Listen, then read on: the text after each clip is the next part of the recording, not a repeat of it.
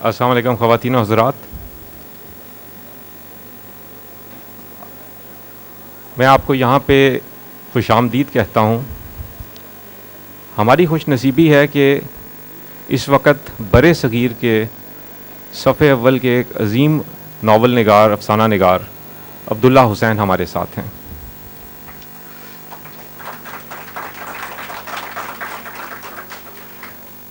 عبداللہ حسین صاحب نے اپنے بے مثال افسانوی مجموعے نشیب کے پیش لفظ میں لکھا ہے کہ روس کی ایک مشہور رقاصہ نے ایک دفعہ کوئی ناچ پیش کیا تو کسی نے اس سے پوچھا، کیا آپ اس ناچ کا مطلب ہمیں بتا سکتی ہیں؟ اس پر رقاصہ نے جواب دیا، اگر میں بتا سکتی تو ناچنے کی تکلیف کیوں کرتی؟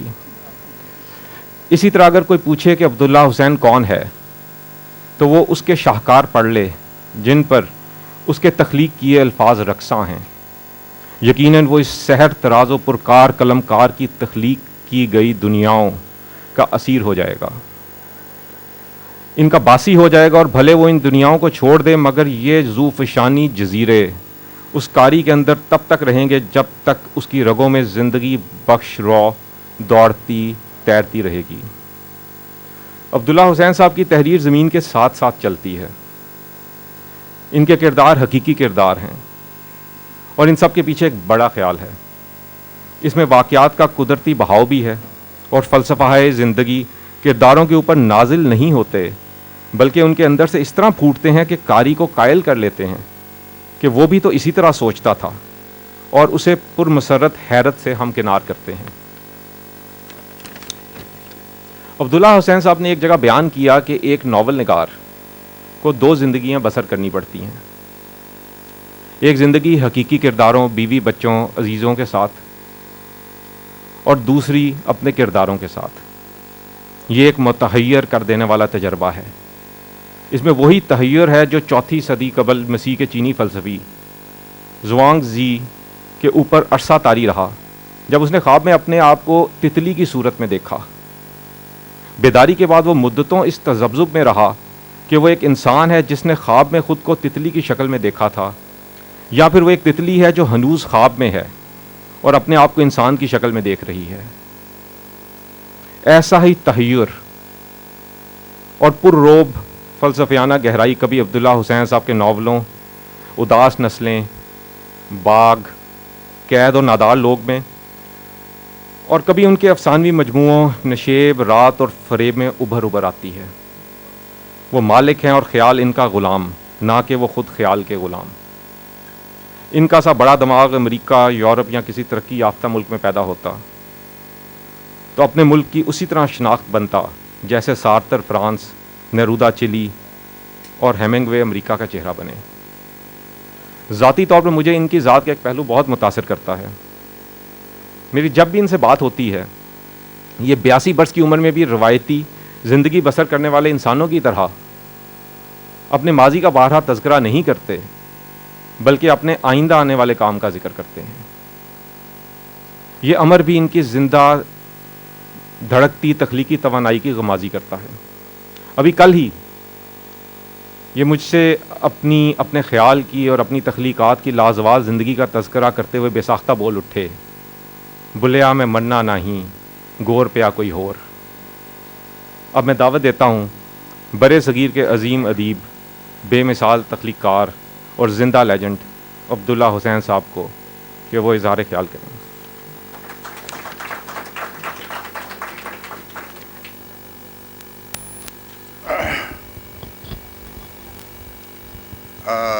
جناب علی، آواز ٹھیک آ رہی ہے؟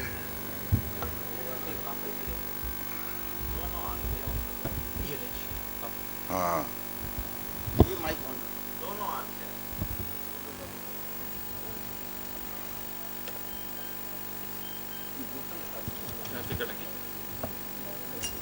یہ یہیں رکھے.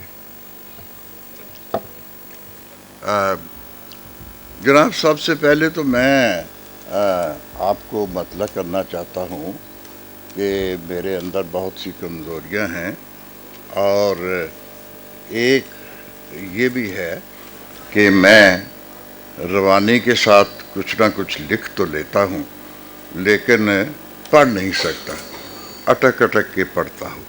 اس لیے اگر اس میں امید ہے کہ آپ صبر کے ساتھ میرا ساتھ دیں گے. اب یہ سب سے پہلے میں یہ 2 صفحے میرا ایک ناول ہے نادار لوگ. وہ اتنا موٹا ہے کہ اس کو اٹھا کے ادھر ادھر لے جانا کی ایک مصیبت ہے. اس میں سے 2 صفحے میں لکھ کر لے آیا ہوں. سب سے پہلے میں یہ پڑھوں گا. اس کے بعد یہ میری نئی کتاب ہے جس کا نام ہے فریب. اس کی ایک کہانی ہے، کہانی کا نام بھی فریب ہے. اس میں سے کچھ پڑھوں گا آپ کی اجازت سے. یہ پہلے نادار لوگ میں سے یہ 2 صفحے ہیں. 2-4 ماہ کے بعد نہیں برسوں کا قصہ ہے، مگر یوں جیسے کہ ایک ساتھ اور ایک ہی لمحے کے اندر میرے سامنے کھڑا ہے. مجھے اس کی ایک ایک بات دکھائی دے رہی ہے. اس رات کو جب گھر میں اوجری پکی تھی اور لالا جسے اوجری سے نفرت سے تھی اچار کے ساتھ روٹی کھا کر اٹھ گیا تھا. میں نے ایک عرصے کے بعد لالے کو بی بی کے ساتھ لیٹے ہوئے دیکھا تھا. سوتے سوتے میری آنکھ کھل گئی تھی. آسمان پر ٹٹیری اپنی پیاسی آواز میں بولے ہی چلی جا رہی تھی. لالے کا بستر خالی تھا. میں آدھی نیند میں تھا، مگر مجھے یاد ہے کہ چاند کی روشنی میں ان کے بستر میں جنبش تھی اور میں دیکھ کر خوش ہوا تھا، کیونکہ کچھ عرصہ پہلے مجھے کچھ ایسا شک ہو گیا تھا کہ لالے اور بی بی کے بیچ کچھ ہو گیا ہے. سال کے گزرنے کا پتہ بھی نہ چلا، مگر یوں لگتا ہے کہ اس عرصے میں 2 ہی بڑے واقعات ہوئے تھے. میں نے 8ویں جماعت کا وظیفے کا امتحان دیا تھا. ہیڈ ماسٹر کو میری پڑھائی کا بڑا مان تھا. کہتا تھا وظیفہ لگ گیا تو اسکول کا نام نکل جائے گا. لالے نے 3 مہینے تک مجھے سارے مضمونوں کی تیاری کروائی تھی. بی بی نے کہا تھا نماز پڑھ کر دعا مانگا کرو. میں روز رات کو کھانے کے بعد مسجد میں جا کر نماز ادا کرنے لگ گیا. وضو کرنے پر مجھے اپنے بدن میں عجیب سی یکجہتی کا احساس ہوتا تھا، جیسے کہ جسم کے کچھ ڈھیلے ڈھالے کھڑکھڑاتے ہوئے حصوں کو ایک ساتھ باندھ کر خوب کس دیا گیا ہو. نماز ادا کرنے کے بعد میں سجدے میں گر جاتا اور گڑ گڑا کر دعا مانگتا. گڑ گڑانے کے دوران میں چہرے پر رونی سی شکل بنا کر دل میں پکارتا، یا اللہ اگر میرا وظیفہ لگ جائے تو میں وعدہ کرتا ہوں کہ ہمیشہ ہمیشہ کے لیے تیری مسجدوں میں نماز باجماعت ادا کرتا اور تیری عبادت کرتا رہوں گا. اس وقت میرے سامنے اللہ میاں کی سفید داڑھی والی شکل رہتی، جو سر پر بڑی سی پگڑی باندھے آسمان کے وسط میں اپنا چہرہ زمین کی جانب جھکائے میرے ہر قول اور فعل کو تاک رہے ہوتے تھے. وظیفے کے امتحان سے پہلے میں بابے چلے شاہ کے مزار پر گیا، جو گاؤں سے باہر آدھے کوس کے فاصلے پر واقع تھا. مزار کی دیواریں سفید پتھر کی تھی، جنہیں میں سنگ مرمر سمجھتا تھا. دیواروں پر خدا جانے کتنی دیر پہلے سے، میرے خیال میں تو کئی 100 سال کے دوران، لوگوں نے رنگدار چاک اور پنسلوں سے اپنی اپنی منتیں لکھ کر کوئی جگہ خالی نہ چھوڑی تھی. تلاش کرتے کرتے مجھے ایک کونے میں ذرا سی جگہ ملی تو میں نے موٹے سکے والی کالی پینسل سے اپنی منت تحریر کی. بابا جی، آپ کی دعا سے میرا وظیفہ لگ گیا تو اپنے پہلے وظیفے کی رقم سے 5 روپے آپ کی خدمت میں چڑھاوا پیش کروں گا. स्कूल से छुट्टी होने पर घर आने के बजाय मैं सीधा बाबे चिल्ले के बाजार पर जाता और अपनी लिखी हुई मन्नत पढ़ा करता था, जिससे मेरे दिल को तस्कीन होती थी। इम्तहान डिस्ट्रिक्ट बोर्ड हाई स्कूल के हॉल में मुनाकिद हुआ। मैंने पूरे पर्चे हल किए और घर आने पर लाले ने दोबारा हल करवाए। आखिरी पर्चे के बाद लाला ने अलल ऐलान कह दिया कि बस अब समझ लो कि अल्लाह के फजल से वजीफ़ा तो लग ही गया।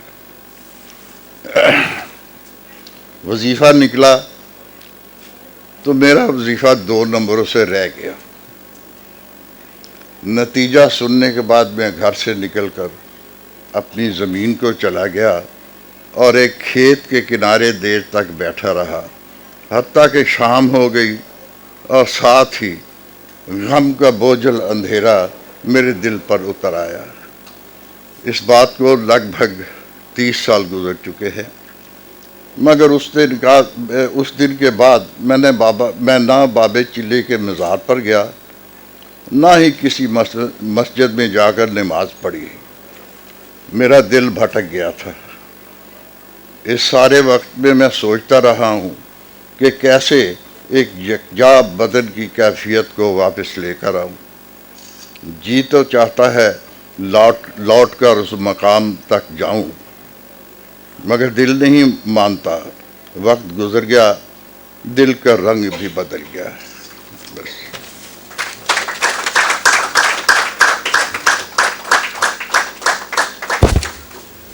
अब्दुल्ला हुसैन साहब की अभी हाल ही में अफसानों का एक मजमूआ फ़रेब के नाम से आया। इस अफसानी मजमूए में 6 कहानियाँ शामिल हैं और फ़रेब इसकी आखिरी कहानी है। अब्दुल्ला साहब से मैं दरख्वास्त करूँगा, अब्दुल्ला हुसैन साहब से, कि इसमें से इक़्तिबासात पढ़ें।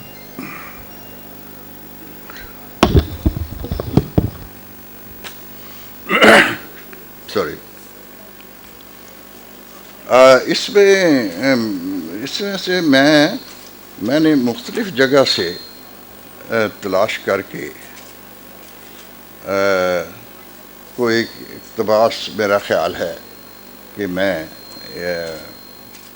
ख़्याल है कि वो उसमें वो रब्त रहेगा। मेरा नाम सुल्ताना है। 14 साल की उम्र तक मैं अपने माँ बाप के घर में रहती थी। फिर मेरे हालात बदल गए और मुझे घर से बाहर जाकर काम करना पड़ा। गो ज़्यादातर रातें मैं घर में ही बसर करती थी। 16 बरस की उम्र तक पहुँचते पहुँचते मैं अपने आप को एक आज़ाद और ख़ुद मुख्तार फ़र्द की हैसियत से कोटली लोहारा की रिहायशी बावर करने लगी थी। ये बात नहीं कि मैं दौलत कमाकर ख़ुद मुख्तार हुई थी। पैसे का तो शायद मेरे मुकद्दर में बूटा ही नहीं लगा, मगर इस अरसे में मुझे एक बात का इल्म हुआ कि ख़ुद मुख्तारी ज़ब्त और होशियारी से अपने ऊपर काबू पाने का नाम है। ये अरसा बहुत मुख्तसर था।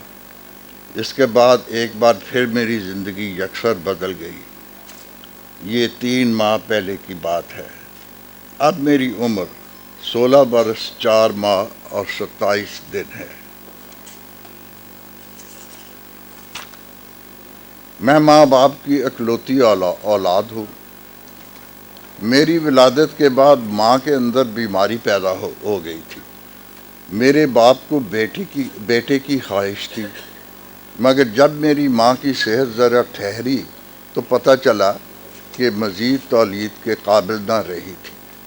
मैंने यही सुना है। बाप ने मुझे स्कूल में दाखिल करवा दिया। पढ़ाई से मेरी कुदरती रग़बत थी। सब जानते हैं कि मैं किताबों का कीड़ा हूँ।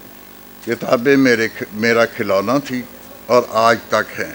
कच्ची पक्की जमात में वक्त ज़ाया करने की नौबत ना आई और एक माह के अंदर है कि मैं पहली जमात में बिठा दी गई। शुरू में कई बरस तक ये प्राइमरी स्कूल ही रहा था, मगर मेरे दाखिले के वक्त तक मिडिल स्कूल बन चुका था। हमारी कोटली से कहीं बड़े गांव थे, یہاں پرائمری اسکول بھی نہ تھے. ہمارے اوپر خدا کا خاص فضل تھا. مجھے ہمیشہ یہ محسوس ہوا تھا کہ ایسا صرف میری وجہ سے ہی تھا کہ خدا نے میری شوق کی خاطر کوٹلی پر مہربانی کی تھی. خدا کے ساتھ میرا قریبی تعلق استوار ہو گیا تھا. نماز روزی کے حد تک نہیں، یہ باتیں میرے دل کو نہ لگتی تھی. اماں کی تنبیہوں کے باوجود کہ نامراد یہ کتابیں تجھے دوزخ میں پہنچا دے گی، میں اسی ڈگر پر چلتی رہی. میرے باپ نے کبھی کسی بات پر مجھے نہ ٹوکا تھا. میں جس جماعت میں ہوتی تھی اسے اگلی کلاس کی کتابیں مستعار لے کر پڑھا کرتی تھی. پہلی سے 8ویں تک میں ہر کلاس میں اول پوزیشن حاصل کرتی رہی.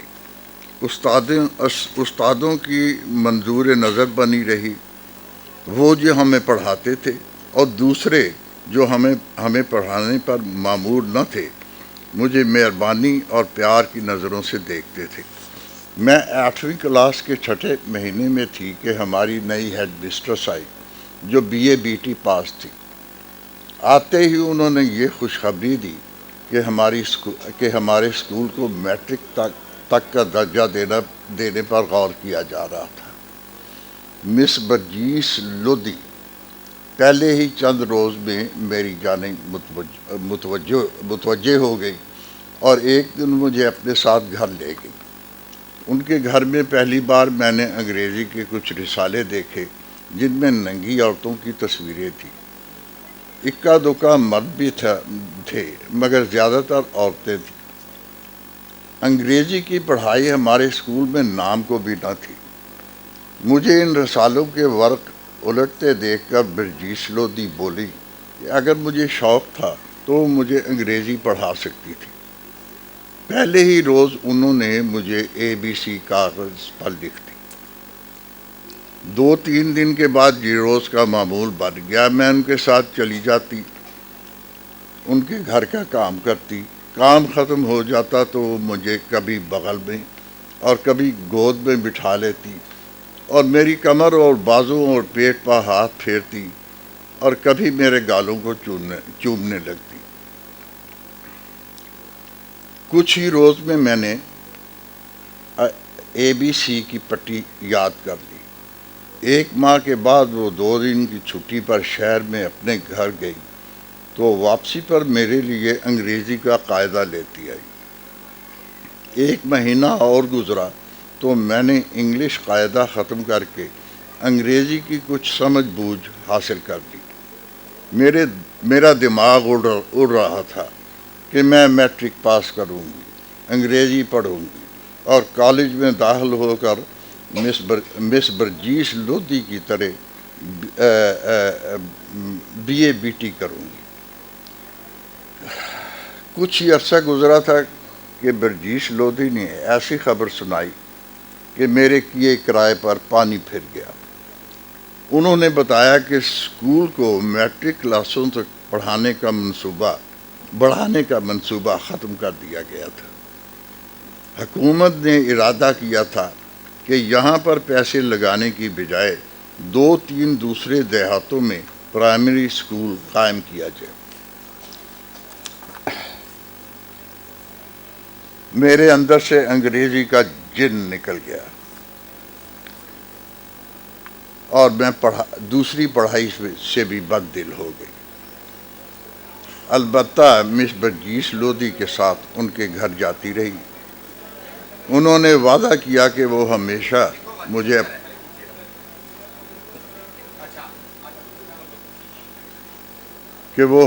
مجھے اپنے ساتھ رکھیں گی اور پڑھاتی رہیں گی.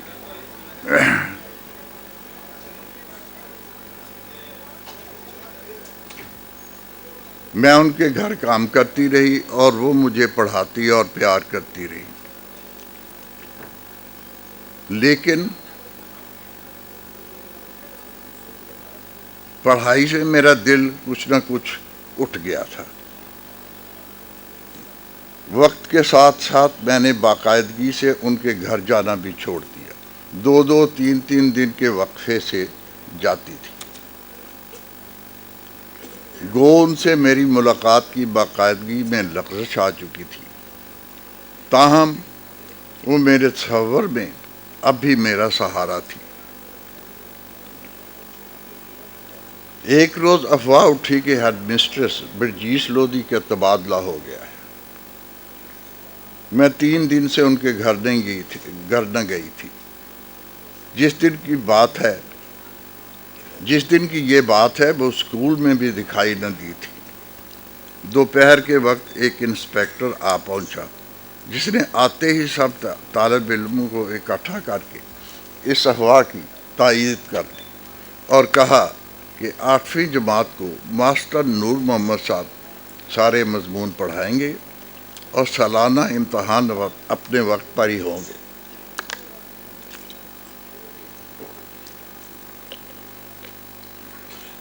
چھٹی کے وقت گھر جانے کی بجائے میں سیدھی برجیس لودھی کے گھر گئی۔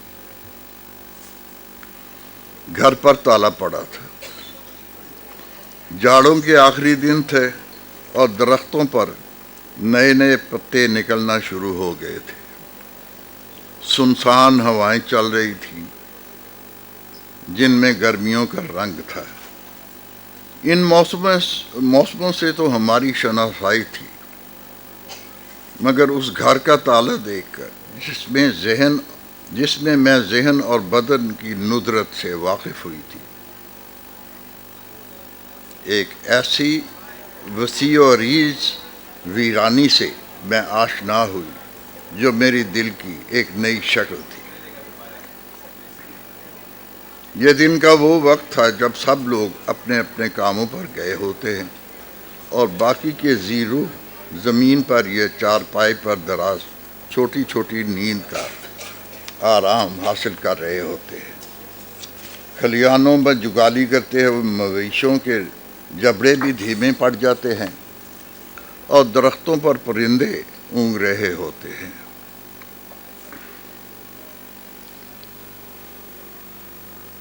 میں گھر پہنچی تو اماں نے میری زبانی مس برجیس لودھی کے جانے کی بات سنی تو بولی، سلطانہ تیرا دل تو ٹوٹ گیا ہوگا۔ میں نے کوئی جواب نہ دیا، مگر مجھے یہ بات کچھ بیکار سی لگی۔ دل کا ٹوٹنا کیا ہوتا ہے؟ یہی ہوتا ہے کہ اگلے روز فلاں وقت پر اٹھو، اس وقت وہاں جاؤ، اس وقت پر ایسا کرو، ویسے وقت پر ویسا کرو۔ وقت گزر جاتا ہے، پھر نیا وقت شروع ہو جاتا ہے۔ کیا دل کا ٹوٹنا یہی ویرانی ہے جس میں سنسان ہوائیں چلتی ہیں؟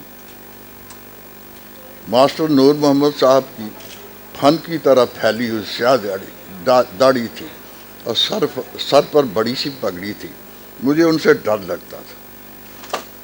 سالانہ امتحان سے پہلے نہ پڑھا نہ لکھا، پھر بھی اول نمبر پر پاس ہوئی۔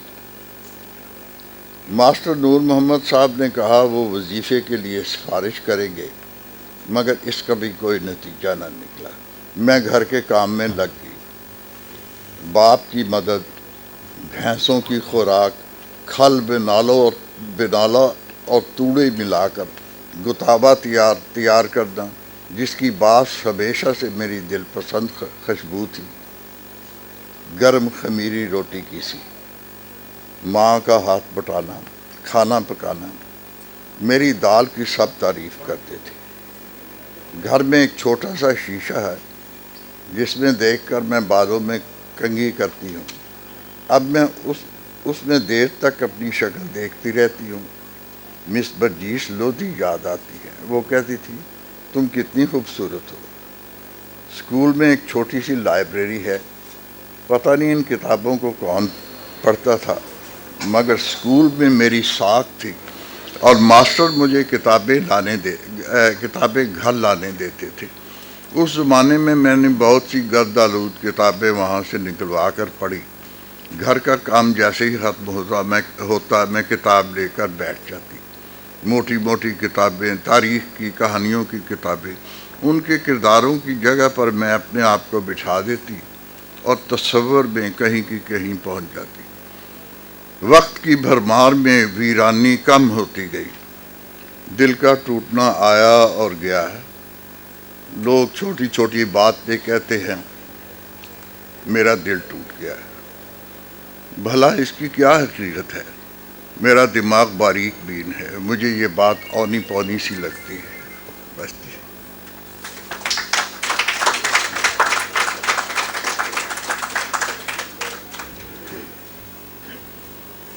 Now the house is open for questions. میں آغاز میں ایک عبداللہ حسین صاحب سے سوال کرنا چاہوں گا۔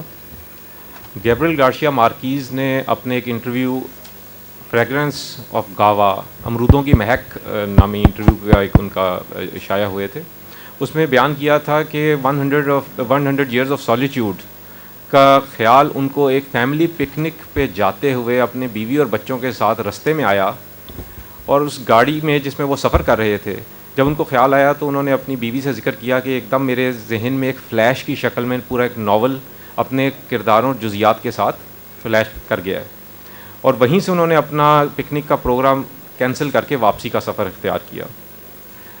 تو عبداللہ حسین صاحب، آپ کے جو ناولز اور افسانے ہیں، کچھ آپ کو کیا یہ فلیش کی شکل میں آپ نے ان کو دیکھا، یا کس شکل میں آپ کو ان کا بنیادی خیال یا ان کا تصور جو ہے آپ کے ذہن میں ابھرتا ہے؟ بھئی بات معمولی سی ہے۔ میں سیمنٹ فیکٹری میں کام کرتا تھا، اور بالکل ایک ویران سی جگہ تھی جہاں کچھ بھی نہیں تھا، لائم سٹون کی پہاڑیاں تھیں، اور پہلی فیکٹری وہاں بن رہی تھی سیمنٹ کی، اور ہم لوگ اسے بنا رہے تھے۔ چنانچہ معمول یہ تھا کہ 8 گھنٹے نوکری دی، 8 گھنٹے سونے کے لیے تھے، باقی کے 8 گھنٹے میں کرنے کے لیے کچھ بھی نہیں تھا۔ تو ایک دن بور ہو کر میں نے قلم اٹھایا اور کچھ لکھنا شروع کیا۔ ابھی میں نے 2-4 سطریں ہی لکھی تھی کہ یہ اتفاق، آپ اسے کہہ لیں کہ مجھے بھی ایک کہانی جو اداس نسلے کی کہانی ہے، وہ ایک فلیش کی طرح ذہن میں ایک دم آ گئی۔ حالانکہ اس کی چھوٹی چھوٹی جزویات تو بعد میں آئیں، لیکن ڈھانچہ جو ہے اس کا وہ آ گیا۔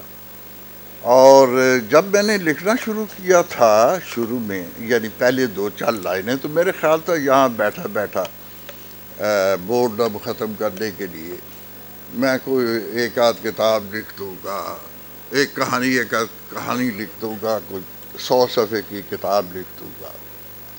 لیکن جیسے وہ میرے خیال میں وہ کہانی آگے بڑھتی گئی تو مجھے تو مصیبت پڑ گئی، کیونکہ اس پہ مجھے سمجھ آ گئی کہ اس پہ تو مجھے بہت کام کرنا پڑے گا، بڑی ریسرچ کرنی پڑے گی۔ اس کی شکل ہی کچھ اور ہو گئی تھی۔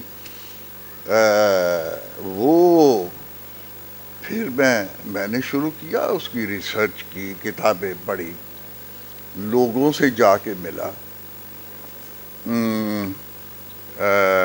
ان سے ان کے آنکھوں دیکھے حالات جو ہیں، جو 50 سال پہلے گزرے ہوئے تھے، ان سے فرسٹ ہینڈ نالج میں نے حاصل کیا۔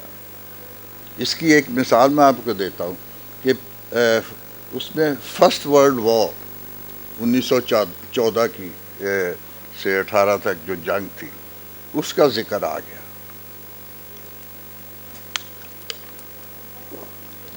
اس میں مجھے پتہ چلا کہ گجرات شہر ضلع میں ایک گاؤں تھا جس میں ایک شخص صوبے دار خدا داد خان رہتا تھا، جو پہلا ہندوستانی تھا جسے اس جنگ میں وکٹوریا کراس ملا تھا۔ میں نے سوچا کہ اس سے جا کے ملتا ہوں۔ خیر میں ریل پہ سوار ہوا تو چھوٹے سے اسٹیشن پر اترا، وہاں سے ٹانگے پہ بیٹھ کے میں گیا اس کے گاؤں کی طرف، پوچھتا پوچھاتا ہوا۔ ایک جگہ جا کے وہ ٹانگا بھی رک گیا۔ وہ کہتا ہے جی آگے تو یہ کھیت ہے، ان میں سے آپ چلتے ہوئے جائیں، یعنی کوئی سڑک ختم ہوگی کسی قسم کی، پٹڑی سڑک کچھ بھی نہیں تھا۔ تو میں کھیتوں میں چھوٹے چھوٹے راستے تھے، ان سے چلتا ہوا اس گاؤں میں پہنچا۔ وہاں یہ صوبے دار خدا داد خان بیٹھا ہوا تھا، وکٹوریا کراس کے ساتھ اسے 2 مربع زرعی زمین ملی تھی۔ وہ وہاں سیٹل تھا گھر بنا کے اپنی زمین پر۔ اس کے پاس میں پہنچا اور اس کے پاس وہ اس کیمپین میں جس میں اس کا اپنا حصہ تھا، جس میں اس نے کئی انگریز ٹروپس کی میں سے کئی لوگوں کی فرانس میں جان بچائی تھی، جس پہ اسے وکٹوریا کراس ملا۔ وہ کوئی 5-7 کتابیں تھیں۔ وہ خود ان پڑھ تھا، سپاہی بھرتی ہوا تھا، اور اس کیمپین کے بعد ایک دم اسے صوبے دار میجر بنا دیا گیا تھا، اور فوراً اسے گھر بھیج دیا گیا تھا کہ تم چلے جاؤ، کیونکہ اگر وہ وکٹوریا کراس لگا کے باہر نکلتا تھا تو جنرل بھی اسے سلیوٹ کرنے پہ مجبور ہوتے تھے۔ تو انہوں نے کہا جو یہ لے جاؤ اور گھر چلے جاؤ۔ اچھا، وہ مجھے کہنے لگا کہ یہ کتابیں پڑھی ہوئی ہیں، میں تو نہیں پڑھ سکتا۔ انگریزی کی کتابیں تھیں، ہسٹورینز کی، جنہوں نے فرسٹ ورلڈ وار کی ہسٹری لکھی تھی۔ یہ آپ پڑھ لیں، اس میں ہے میری ساری وہ جس کیمپین میں میں شریک تھا اس کی ساری کہانیاں ہیں۔ خیر جی، وہ 2 دن میں بلکہ 3 دن میں اس کے پاس رہا، میں نے وہ ساری کتابیں پڑھی، اور پھر واپس آ کر میں نے کہانی میں اس کو استعمال کیا۔ تو یہ اس طرح سے میں نے ریسرچ وغیرہ کی، اور بہت یہ اب وہ میں بہت پچھتاتا تھا کہ میں کس مصیبت میں پڑ گیا ہوں۔ میں تو ایک عام سی کہانی لکھنے لگا تھا، اور یہ تو ایک کوئی شیطان کی آنت کی طرح چلتی ہی جاتی ہے، اور مجھے مجبور کر رہی ہے کہ میں اس میں معلومات حاصل کروں اور ان کو ٹھیک طرح سے ترتیب دے کر لکھوں۔ اس طرح سے وہ کتاب لکھی گئی، لیکن وہ ایک فلیش کی شکل میں آئی تھی۔ یہ صرف اداس نسلیں کے ساتھ ہوا یا باقی تحریروں کے ساتھ بھی؟ باقی کے ساتھ بھی تقریباً ایسا ہی ہے۔ یہ بڑا کوئی مسٹیریس سا پروسیجر ہے، آئی کانٹ ایکسپلین اٹ، کہ وہ کیسے وہ یہ ہوتا ہے، وہ آپ کے دماغ میں کیسے اس کا نقشہ آتا ہے، لیکن عام طور پہ ایک دم ہی آتا ہے سارے کے سارا۔ پھر اس میں سے آپ محنت کر کے اس کی کوئی شکل بنائیں، یہ تو آپ کا کام ہے، پھر اسے کرنا۔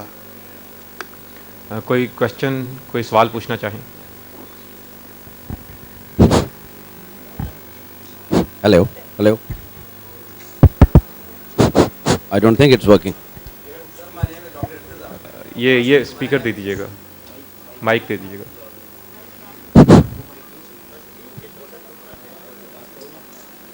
میں آپ سے روایتی سوال تو نہیں پوچھوں گا यहाँ आ जाएं.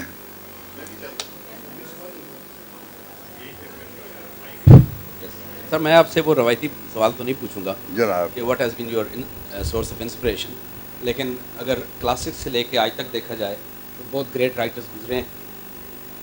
whom do you regard as the most complete novelist and why?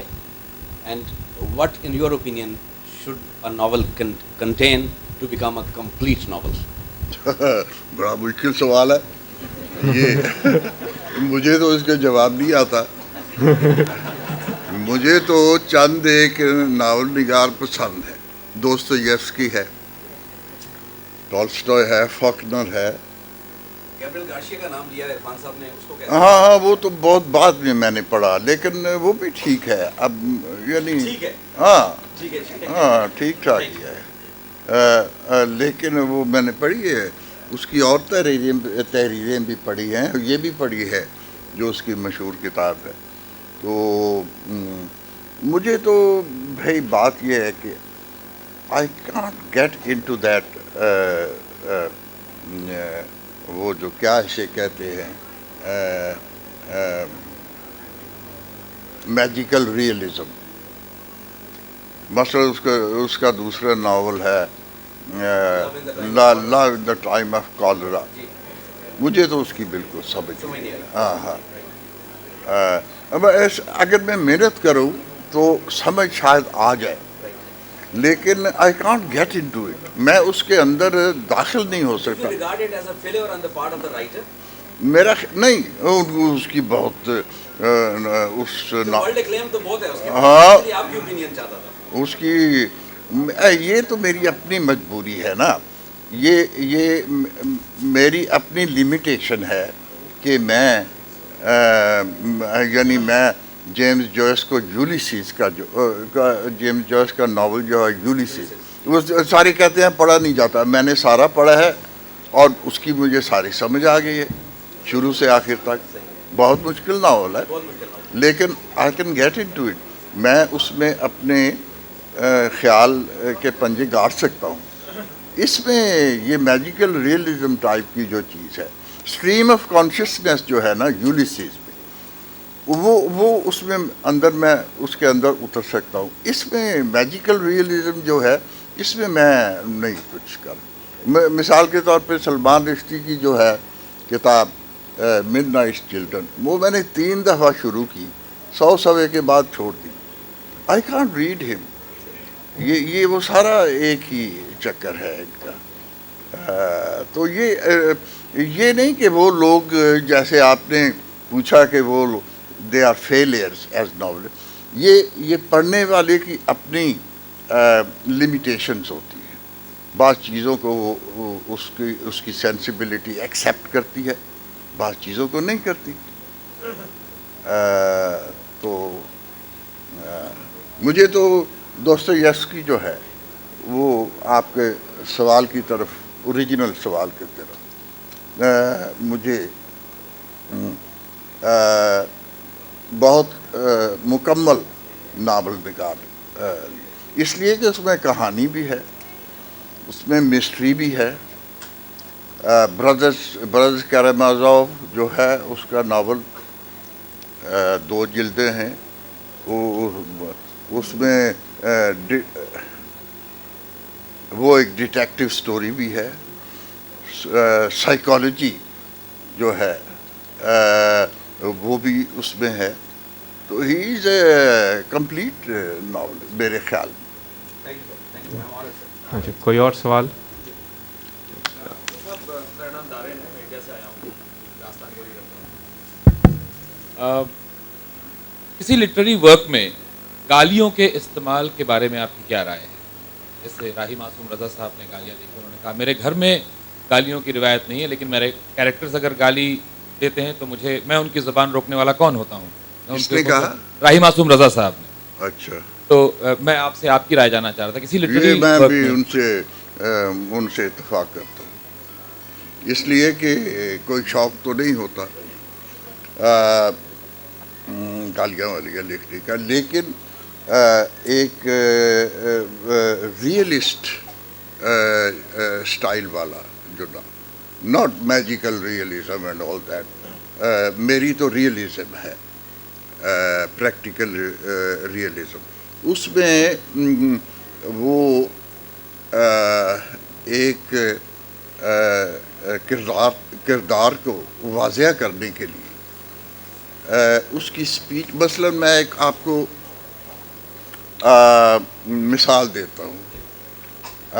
मैंने कभी आज तक ये नहीं लिखा कि ये आदमी, इसका नाम ये था, इतने कद का था, ऐसा उसका रंग था, और वो फलां काम करता था, और उसकी डिस्क्रिप्शन जो है वो नहीं मैंने लिखी। मेरा जो स्टाइल है वो ये है कि उसकी बात जो है वो, उसकी बात से पता चलना चाहिए, वो जो बात करता है कि पता चलना चाहिए कि यह आदमी 5-7 फुट का है, ऐसा लिबास पहनता है, हमारी गली में से निकलता है। आपके पढ़ने वाला देखा कि ये तो हमारे, ये बंदा तो हमारी गली में से ये बात करता हुआ निकलता है, चलता है रोज़, और उसको उस बंदे की सारी डिस्क्रिप्शन बग़ैर पढ़े हुए पता चल जाती है। तो ये जो स्पीच है ना, बंदे की स्पीच, उससे उसका सारा हदूद-अदबार पता चलना चाहिए। तो अगर उसमें गालियाँ भी आ गई तो ठीक है, it's legitimate. Ji ji sir, Masood मेरा नाम है जी। जनाब मुझे ये जानने में दिलचस्पी होती है हमेशा, जी, नावल निगार से मुझे ये जानने में दिलचस्पी होती है कि किस तरीके से नावल लिखते हैं। इस मुराद ये है कि किरदार जो है वो कहानी के स्ट्रक्चर में से उभरता है, सामने आता है, या आप किरदार को पहले परसीव करते हैं और उसके गिर्द कहानी का ताना बाना नहीं, बुनते हैं? कहानी में से, और किस तरीके से वाक़ई? हाँ, मेरा जैसे तो नईम का किरदार है उदास फसले में, जी, या कौसर का किरदार है, उसमें बड़ा पुरस्कार है नशेब के अंदर, वो नशेब, किस तरीके से गुजरती जी। है, किस तरीके से आप उसको परसीव करते हैं? और कैसे? वो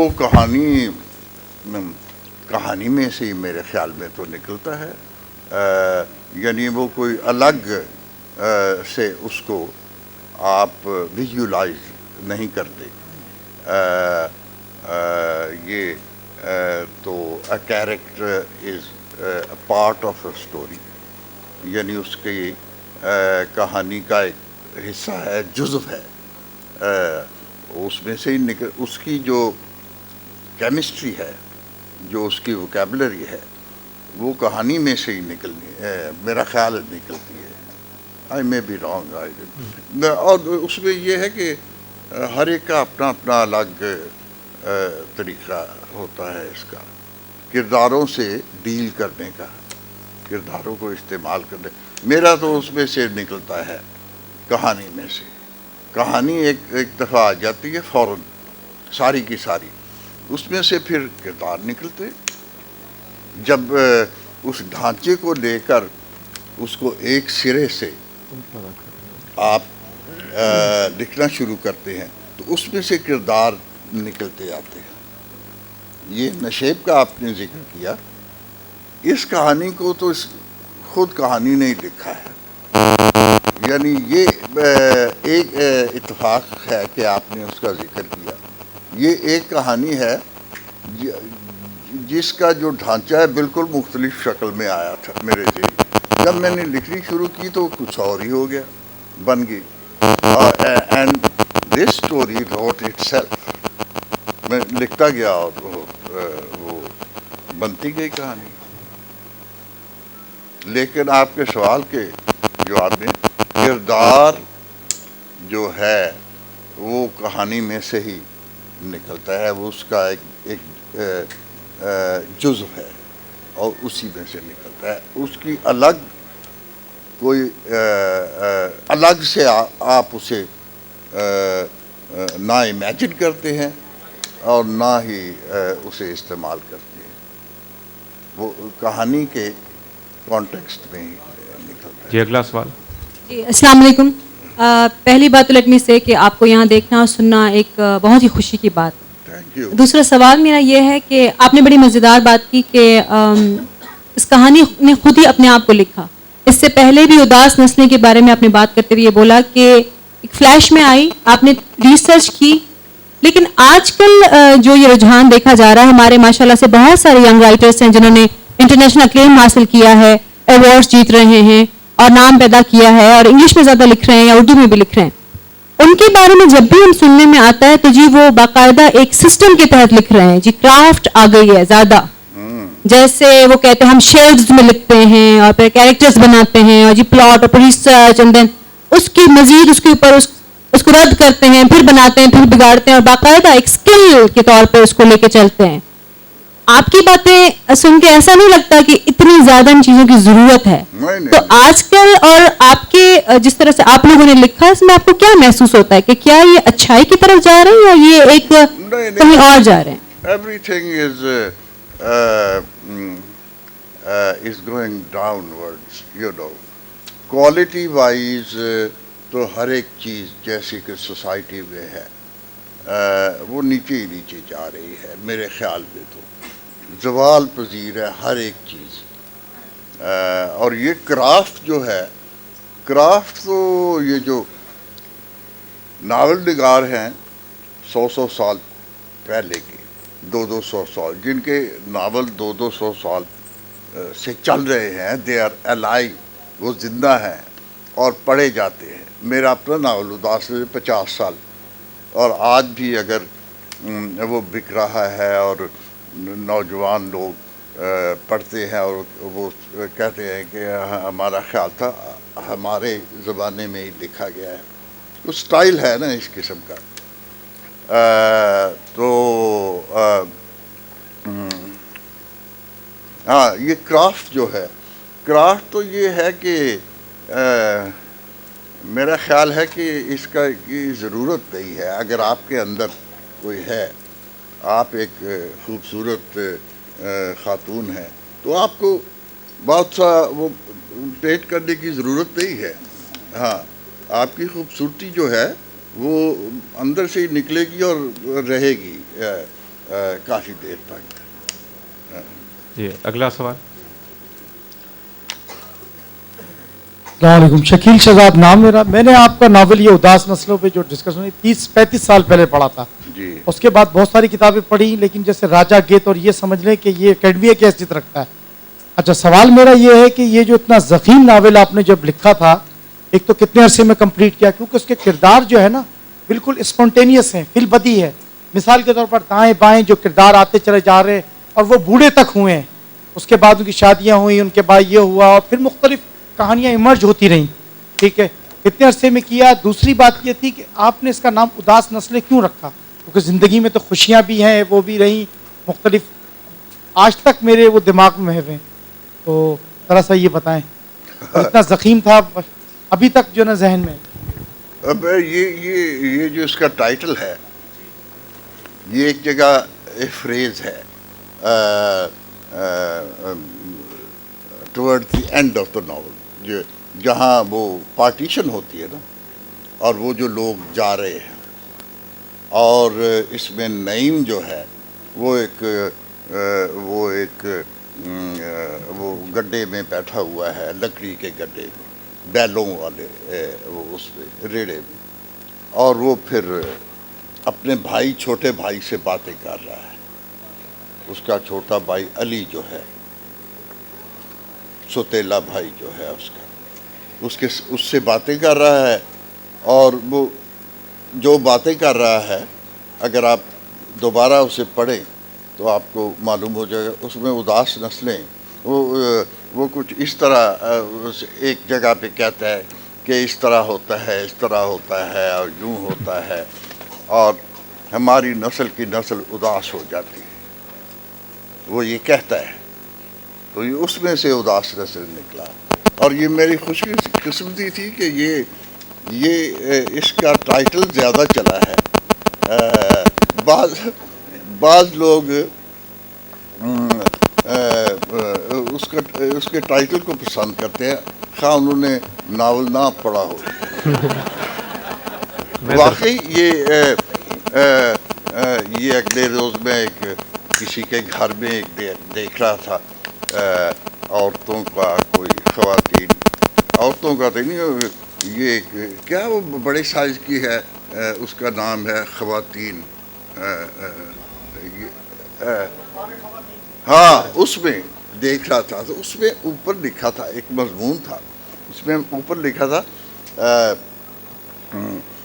اداس نسلیں میں نے کہا یہ یہاں کیسے آگے یہ تو اخبار خواتین میں تو اداس نسلیں کا کوئی کام ہی نہیں ہے تو وہ پڑھا تو جناب وہ تھا شروع ہوا اور میں نے بڑے غور سے پڑھا اسے کہ یہ تھے کہ یہ ہمارے نوجوان لڑکے لڑکیاں پڑھ گئے ہیں ان کاموں میں یہ کرتے ہیں اور وہ کرتے ہیں اور کوئی پڑھائی نہیں کرتے اور نالائق ہو گئے ہیں اور اپنے ماں باپ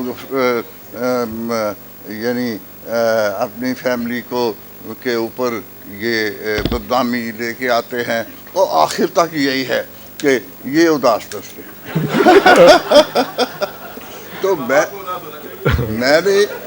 میں نے بڑے غور سے اسے پڑھا اور 10 منٹ میں نے ضائع کر دیا وہ ڈھونڈتے کہ اس میں کوئی وہ میں ناول کی ذکر ہو لیکن وہ چنانچہ یہ وہ مثال میں نے آپ کو دیا کہ اس کا نام زیادہ چلا ہے.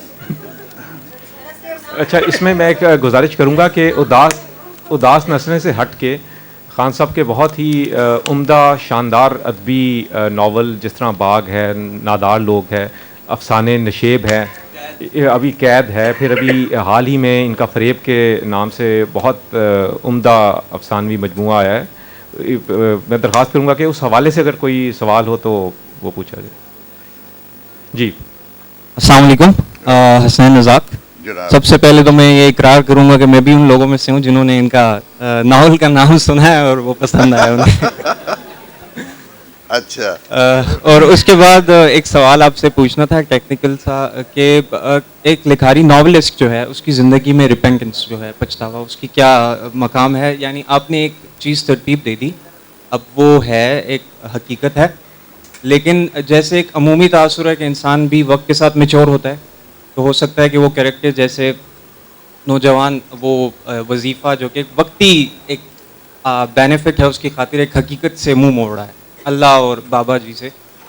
اور ایسے ہی جو مس لودھی کی ٹیچر ہیں ہو سکتا ہے کہ کبھی ان کا دل ٹوٹ جائے, تو کیا ایسا پچھتاوا ہوتا ہے بعد میں کہ کاش یہ اینڈ نہ ہوتا اور یہ ہوتا یا یہ کردار ایسے میں. ہاں یہ تو ہر جگہ زندگی ہمیشہ نامکمل ہوتی ہے, کوئی زندگی مکمل نہیں ہوتی. اگر آپ 100 سال کے بھی ہو جائیں تو اس وقت بھی آپ کو یہ خیال آئے گا او ہو یہ کام بھی نہیں کیا, یہ بھی کرنا ہے, یہ بھی رہ گیا ہے.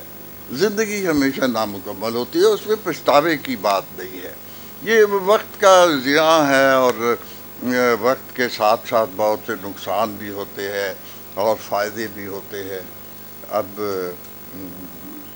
I don't know what to say about it. آپ کے سوال کی مجھے اصل میں سمجھ نہیں آئی. آپ کیا کہنا چاہتے ہیں؟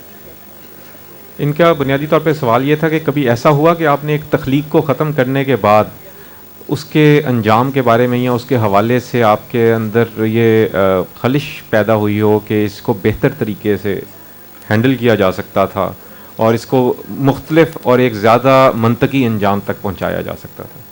نہیں, منطقی انجام جو ہے نا وہ تو اس میں نہیں آتا. منطقی انجام کیا ہوتا ہے وہ میں نے آپ کو بتایا ہے کہ 100 سال آپ کی عمر ہو جائے, آپ کی زندگی ابھی نامکمل رہتی ہے. اس کا کوئی منطقی انجام, کسی چیز کا منطقی انجام نہیں ہوتا. لیکن ہاں اداس نسلی کے بارے میں نے اس کا انگریزی میں ترجمہ کیا ہے, انگلینڈ میں چھپا ہے. ہاں وہ انگریزی میں نے اس کا ترجمہ کیا ہے, دا ویری جنریشنز اس کا نام ہے. انگلینڈ میں چھپا تھا, کوئی 10-12-14 سال ہوئے. اس میں نے تھوڑی سی تبدیلیاں کی ہیں. تو یہ چونکہ آپ نے پوچھا ہے تو اس میں سے بہت سے बहुत से नहीं, चंद एक जगह पे वो मुझे महसूस हुआ कि ये ज़्यादा बेहतर तरीके से लिखा है, तो थोड़ा थोड़ा मैंने उसे तब्दील किया है। सर वो जो इंग्लैंड में छपा है उसकी तादाद कितनी है, वो जो यहाँ छपे हैं उसकी तादाद कितनी यानी कितने है पब्लिश? हाँ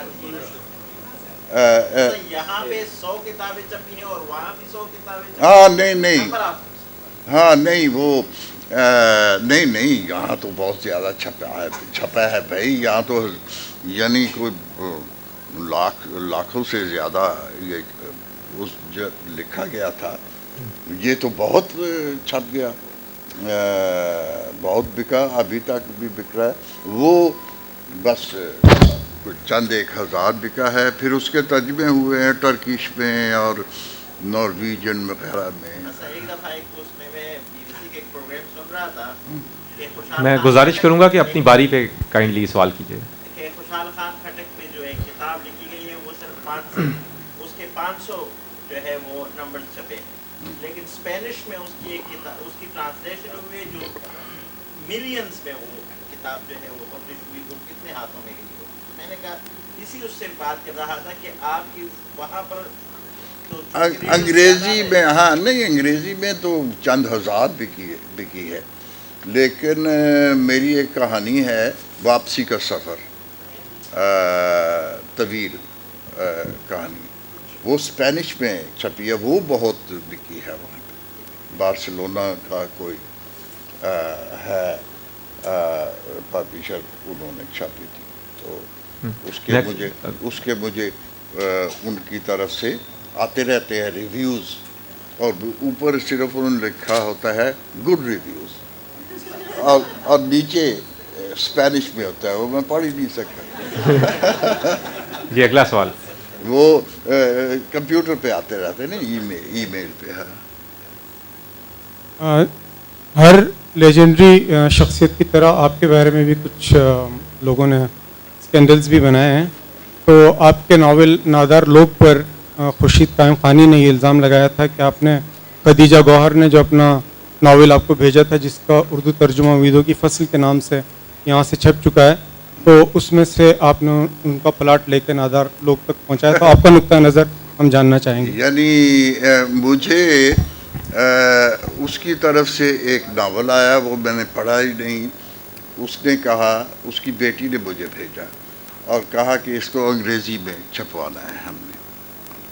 मैंने अपने एजेंट को भेज दिया इंग्लैंड में, उसने मैंने नहीं पढ़ा उसे, और उसने मुझे लिखा कि ये तो हम नहीं अंग्रेज़ी में इसे नहीं छाप सकते, क्योंकि इसकी तो बड़ी लंबी चौड़ी एडिटिंग होगी और ये नावल भी कुछ इतना अच्छा नहीं है। और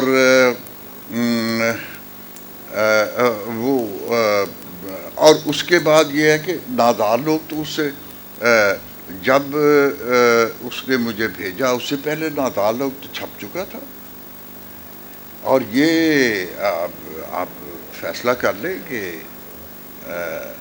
ये लोग हैं अपना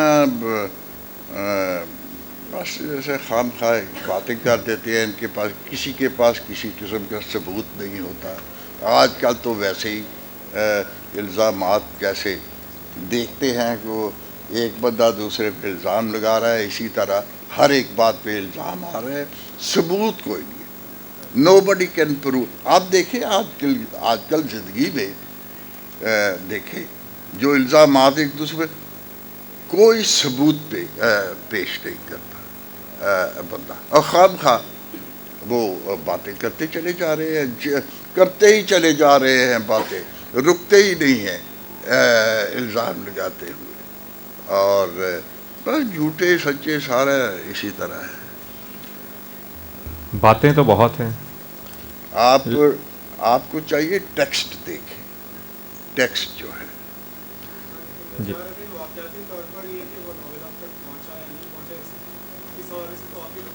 हाँ हाँ, वो ये वाक़यात जो मैंने बताए ये ठीक ही है। वैसे अब्दुल्ला हुसैन साहब एक अदब का ऐसा चमकता दमकता सूरज हैं जिनके सामने वैसे ही बहुत से दूसरे छोटे से आर्चे जो हैं वो मान पड़ जाते हैं, तो इनको किसी का ख्याल जो है वो मुस्तार लेने की कतई कोई ज़रूरत नज़र नहीं आती। हमारे लिए ये अमर खुशाइंद है कि एक हसास फनकार और असातिज़ा अदब में शुमार होते हुए अब्दुल्ला हुसैन साहब आज से जुड़े हुए हैं। इनका अगला नावल अफ़गानिस्तान के बारे में है और इसका एक पहलू मैं आपसे बयान करूंगा कि ये सीधा सियासी वाक़याती नावल नहीं बल्कि एक 3 डायमेंशनल तजर्बा है। अब के मुशाक कूज़ागढ़ ने फिर से हैरान कर देने वाले बोलते बावे तख्लीक किए हैं। आखिर में मैं अब्दुल्ला हुसैन साहब का शुक्रिया अदा करूंगा कि फ़िक्शन के दौरे अब्दुल्ला हुसैन में ज़िंदगी बसर करते अपने मद्दाहीन को उन्होंने अपनी मौजूदगी से सरफराज किया। शुक्रिया।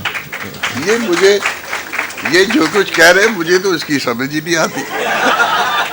इतने मुश्किल इन्होंने बात की है।